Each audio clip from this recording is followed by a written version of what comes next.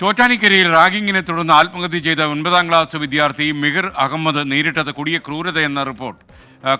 ക്ലോസറ്റിൽ മിഹിറിന്റെ തല താഴ്ത്തി ഫ്ലഷ് ചെയ്തെന്നും നിറത്തിന്റെ പേരിൽ പരിഹസിച്ചുവെന്നും അമ്മാവൻ മുഹമ്മദ് ഷെരീഫ് അല്പം മുമ്പ് 24 വെളിപ്പെടുത്തി. അടുത്ത സുഹൃത്തുക്കളുമായി മിഹിർ അഹമ്മദ് താൻ നേരിട്ട പീഡനങ്ങൾ തുറന്നു പറഞ്ഞിരുന്നു.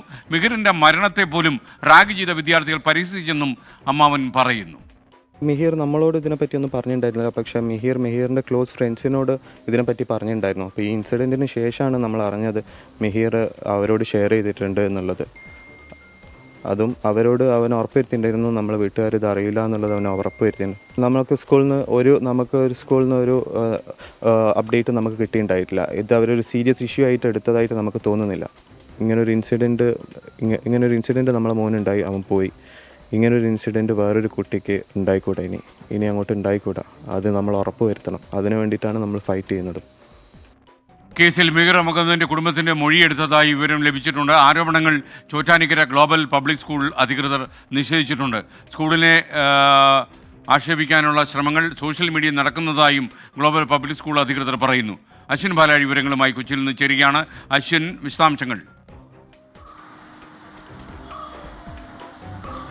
എന്തായാലും പ്രാഥമിക മൊഴി കുടുംബത്തിൻ്റെയും ഒപ്പം ഈ ഗ്ലോബൽ സ്കൂൾ അധികൃതരുടെയും രേഖപ്പെടുത്തിയിട്ടുണ്ട്. അതിന് പുറമെ ഇനി വിശദമായൊരു മൊഴിയെടുപ്പ് കേസുമായി ബന്ധപ്പെട്ട് നടത്താൻ ഒരുങ്ങുകയാണ് പോലീസ്. തൃക്കാക്കര ACPക്കാണ് സംഭവത്തിൻ്റെ അന്വേഷണ ചുമതല. ആദ്യം സ്കൂളിൽ പരിശോധന അടക്കം നടത്തിയിരുന്നു.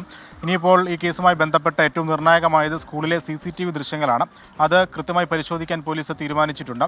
അതോടൊപ്പം തന്നെ ഈ മാതാവിന് കുട്ടികൾ കൈമാറിയ ചില സ്ക്രീൻഷോട്ടുകളും വാട്സപ്പ് ചാറ്റിൻ്റെ വിവരങ്ങളുമുണ്ട്. അതിൻ്റെ സോഴ്സ് കണ്ടെത്തുക എന്നടക്കമുള്ള കാര്യങ്ങളിലേക്കും പോലീസ് കടക്കുകയാണ്.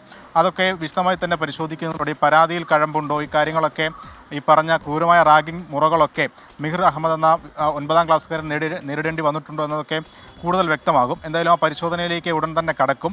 നിലവിൽ ഈ പരാതിയുമായി പറഞ്ഞിരിക്കുന്ന കാര്യങ്ങളിൽ കൃത്യമായ അന്വേഷണമാണ് പോലീസിൻ്റെ ഭാഗത്തുനിന്നുണ്ടാകുന്നത്.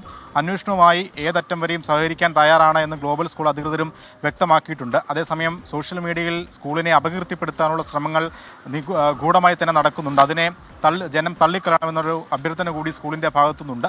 എന്തായാലും പ്രാഥമികമായി ഈ വിഷയത്തിൽ നടപടിയെടുക്കുന്നതിൽ സ്കൂളിന് തെറ്റുപറ്റി എന്നുള്ളതാണ് കുടുംബത്തിൻ്റെ ആരോപണം. എന്തായാലും പോലീസ് അന്വേഷണം പുരോഗമിക്കുകയാണ്. Thank you.